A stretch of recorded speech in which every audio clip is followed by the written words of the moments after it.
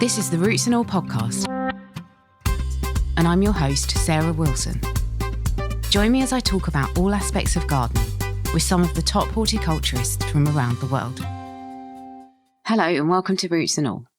This week I'm speaking to horticultural expert Guy Deakins, who, amongst other things, is a garden designer, historic gardens expert, consultant and author of the new book, Gardener's Guide to Protected Growing, creating a successful, sustainable and healthy microclimate in the garden.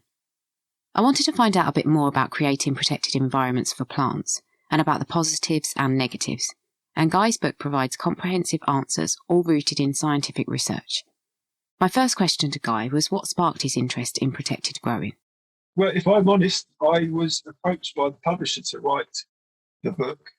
Actually, they approached me to write a book on fruit trees, looking after fruit trees and pruning fruit trees, which is something I have experience of. But they asked me at a time of year where there's really not much to do, and I couldn't get inspiration for that. So I said, well, it's the wrong time of year. What other titles have you got? And they gave me a long list, and I said, okay, I'll do the protected growing one. And to be fair on the publisher, I think they wanted a book that was just everyone else's idea of protected growing, which is greenhouses and polytunnels and that kind of thing. And I think from my perspective, there are so many books on greenhouse gardening or so many books on polytunnel gardening, and they don't really explore the wider implications of the microclimate and what we're doing in the garden. So my inspiration was to try and write a book that was just exploring what we do, how we create the garden, what our garden represents, in the sense of we are manufacturing a space for us to grow as wide a variety of plants as possible and to enjoy those plants. And in the way that we do it, we put up fences, we put up hedges, we create different climates for different things. But I don't think I've ever read a book which really explores that. Yeah, which obviously yours does. So we're talking about protected growing, as you said, fences, walls and kind of structures. Are they the main types of protection for plants?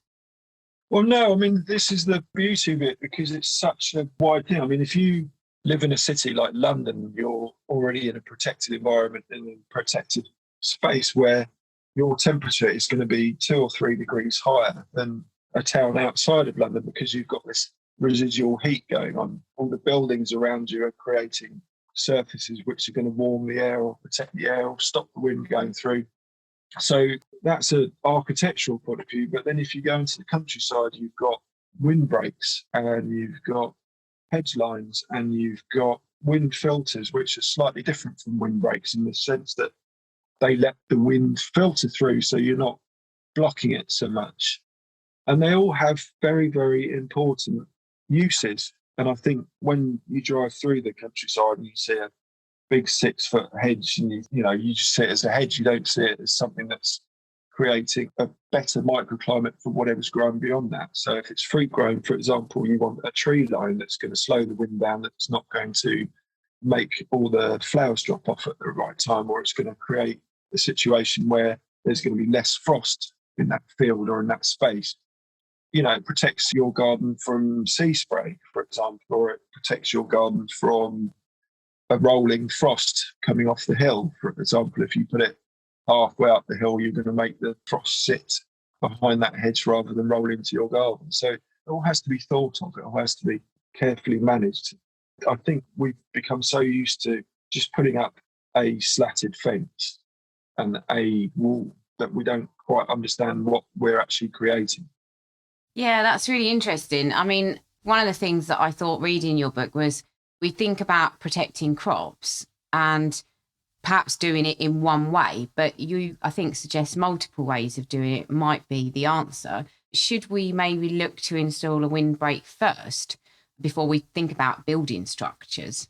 Is that a good way to go? Can that save you energy? Can that double the effect of the protected area? It's always the thing that people do, but I've been into gardens which are well established and mature, and the client says, can we chop this hedge in half? Can we lower it so that I can see over the top of it? And I said to the client, if you do that, everything in this garden is used to one microclimate What you're doing is you want to see the view, but the prevailing wind's coming from that direction. You're going to change this dynamic of the garden. And it's done, and everything struggles. And then they look at me and say, well, what happened? And I explain it doesn't kind of make sense. So, yeah, I mean, you have to think of the garden as a whole, and you have to think of what you're actually trying to achieve within that garden. So luckily, from my perspective, I work in gardens up to about 11 acres. So I see a wide variety of gardens. The majority of people nowadays have small gardens, and they're lucky if they've got more than a postage stamp. But even that small fence that they've got that surrounds them, offers them privacy, is creating a situation which the plants that they're trying to make thrive won't necessarily like. This creating a sun trap to some extent, where they're saying, yeah, this is brilliant, we're lovely, we can sunbathe and no one can overlook us. At the same time, they're trying to put plants into that garden where they're effectively putting them into a heat bowl and then trying to work out why they keep struggling and they're not growing properly. So, yeah, you have to look at that from the whole. Yeah, that was interesting as well, because I thought if we were installing a windbreak, how do we know that we're not going to create maybe a frost pocket or channel winds in an unfavourable way? I think a certain amount of experience goes into that, where you look at the topography of your garden. Say, for example, you live on a hillside, frost rolls downhill. So if you live right at the bottom of that hill, the frost is going to sit in your garden at the bottom. If you put a hedge right at the bottom of that space, then you'll make the frost keep on rolling down the hill and coming to the bottom of the garden and make it worse and worse and worse. So from that perspective, you have to let nature do its thing and escape. But you can slow that frost rolling down the hill by putting a fence or a hedge further up the hill that protects your garden further down. Does that make sense? Yeah, definitely. And the same with winds. You look at prevailing winds, and that's not difficult. I mean, it is difficult when you're looking at the trees and you're looking in the direction of the wind, because basically the tree, when you're looking at it and you're looking at the direction of prevailing wind, is going to look normal. Whereas if you look at it from the side on, when you get an opportunity, you'll see that it's somehow been made to be aerodynamic. It grows away from that wind. And once you've established where the wind generally comes from, you can try and protect your garden from that, because that's the most damaging.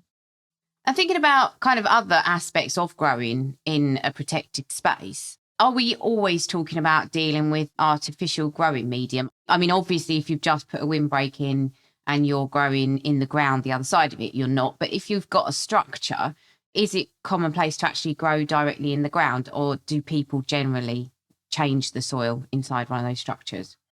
No, it depends what your soil is and what you're doing with it. There's a big problem in the UK that if you go to, for example, some of the new builds that have been built all over the place, their approach is just whatever the soil's done, you just put it all back, and then you put a little bit of a mulch of manure on top, and then that's it.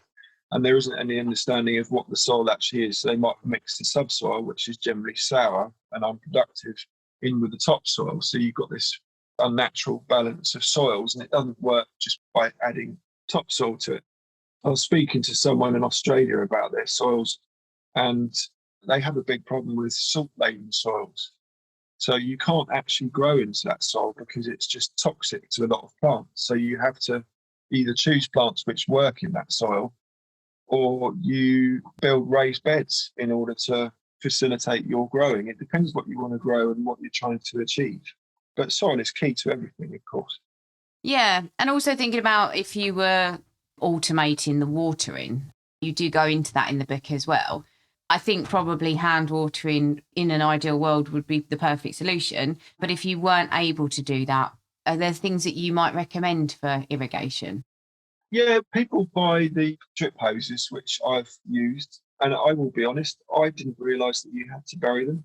So, I see them a majority of times and they're on the surface and they're dripping into the ground. And that doesn't actually help, because a lot of the time the water evaporates before it's actually doing anything. So it's better to bury them 10 or 20 centimetres down and then plant above them so that the roots are drawn down. And you can set those up on an automatic timer. Sprinklers are obviously a thing, but then sprinklers on a hot day like today, I mean, it's 25 degrees at some point today in the south, a lot of that water again will just go into the air. You're watering the air, not the plant. And then there's hydroponics, of course, which sounds more complicated than it is. It depends how you're doing it. If you're using a wick method or capillary matting, where the plant pots just sit on the water, on the wet surface of the material, and they're just absorbing it through the roots. Again, what you really want to aim for is the plant's roots to go downwards rather than along the surface, because then they're more efficient. But, I've seen some remarkable watering systems over the years. I've never seen it since, but an Australian that I worked for, she had a hose running along the top of a border, and it was a wall behind it, a retaining wall. And the hose had some spikes placed into the normal hose, and they would just act as sprinklers over the back of the hedge there, which helped immensely because the hedge was actually protecting the water from evaporating. But I've not seen that system since. So if anyone sees it, I'd recommend it, but only in the situation where there's enough shade to stop the water just evaporating immediately. I have to say, I manage a polytunnel, a big polytunnel, and I love it. I really do. But it's sometimes even catches me out how reliant the plants are on me or somebody else to keep going.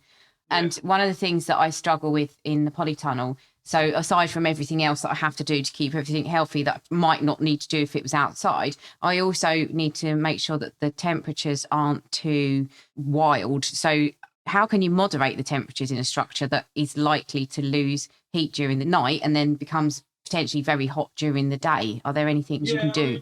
Polytunnels have a great advantage that you can double line them. So if the outside layer is far enough away and not tucked in to the ground as such, it can create an effect which creates airflow through the gap between the two sheets.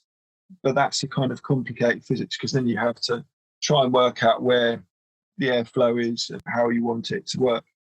You can introduce fans into your polytunnel and the greenhouse, of course, to keep airflow through, and use vents. In my book, I say that it's better to have two doors in the polytunnel so that you can have the airflow through. But then, of course, you've got the issue of too much movement, and you might make the plants not grow so efficiently, or they grow in one direction because they're being fought by the wind. So site and situation is very important where you put your polytunnel. And it's the same with a greenhouse. You have to think, okay, where's the sun going to track?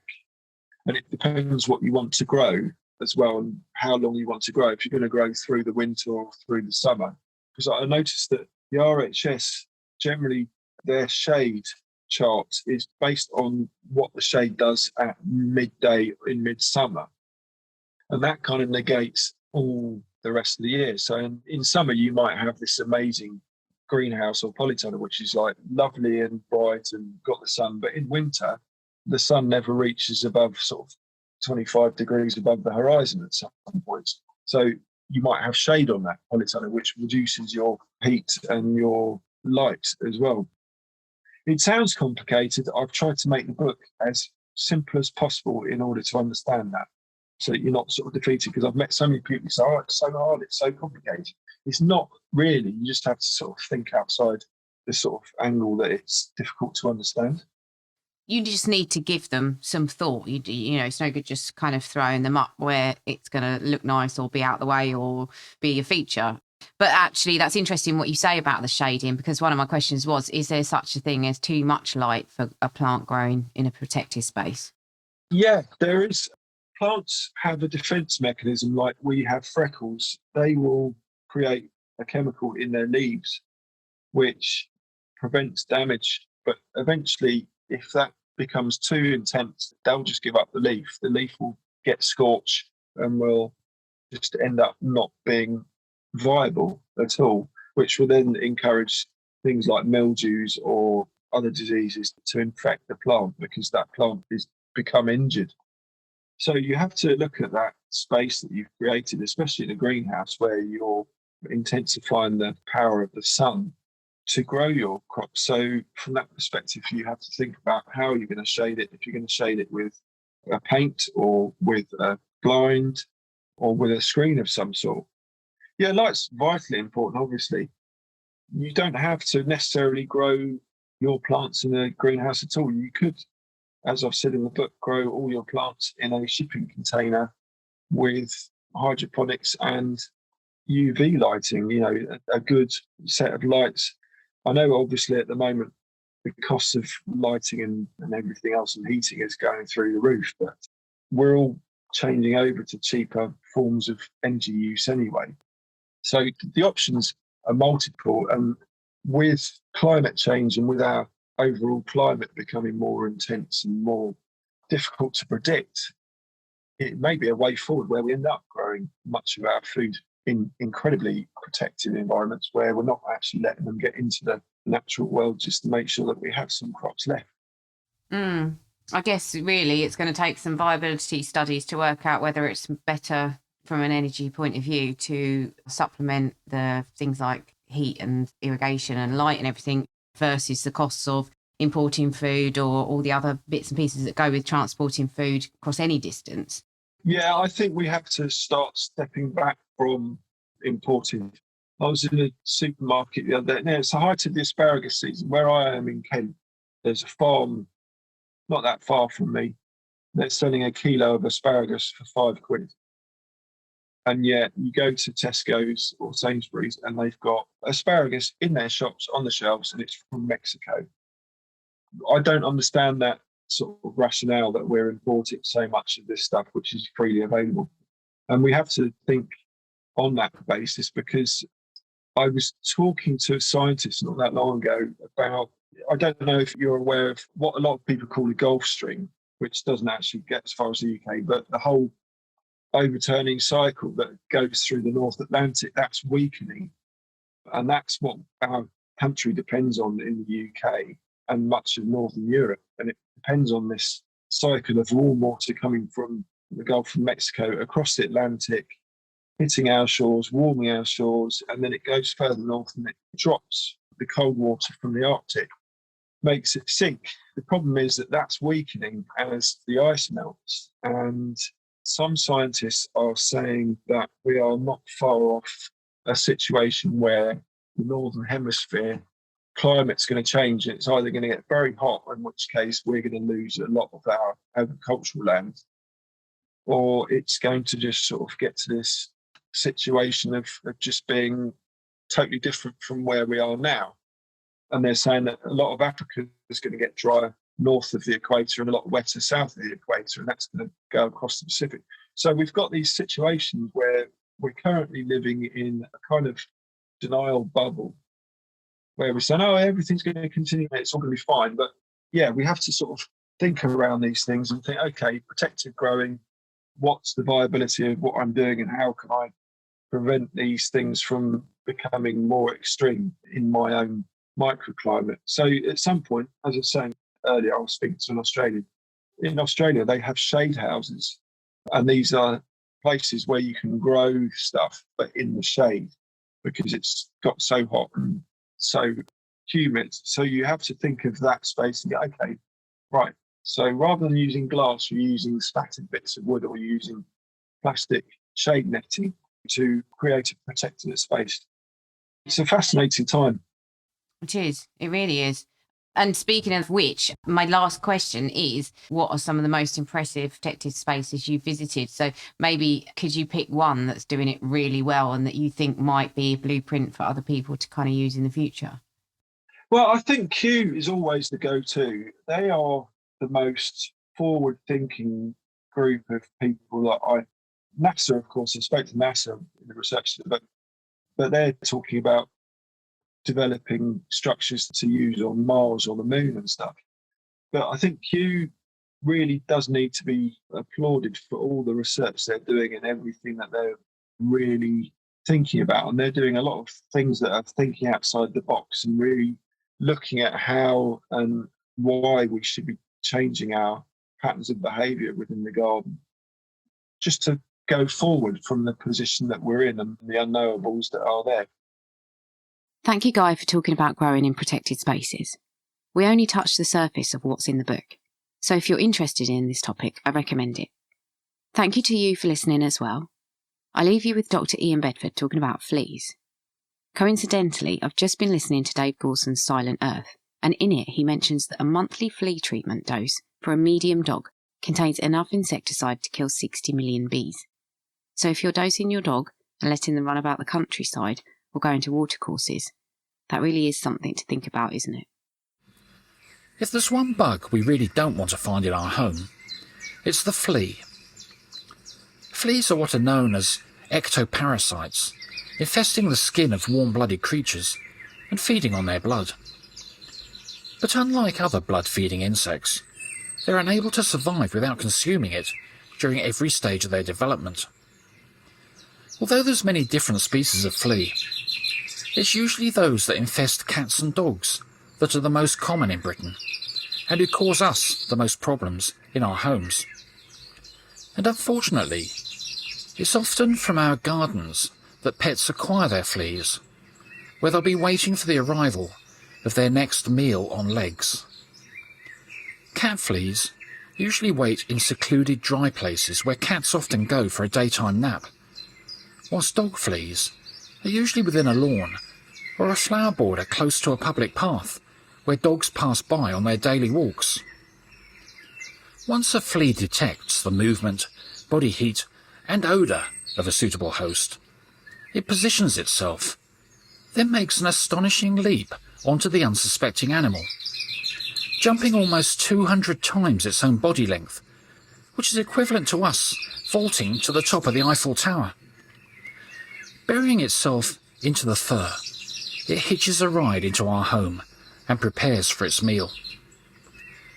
Using its specially adapted mouthpart, the flea pierces a little hole in the host's skin, through which it inserts a needle-like tube into a capillary, where, under pressure, blood flows out into the flea's stomach. However, the flea acquires much more blood than it actually needs during these feeds, so the surplus is excreted as little droplets that quickly harden and can accumulate in the carpets and in the pet's bedding. And whilst the female fleas feed, they also lay eggs, around 50 a day, which roll off their host and onto the floor below. And these soon hatch into tiny cream-coloured maggots, which then feed on the grains of dried blood, and over the following 2 to 3 months mature into new adult fleas that continue to feed and breed within our homes.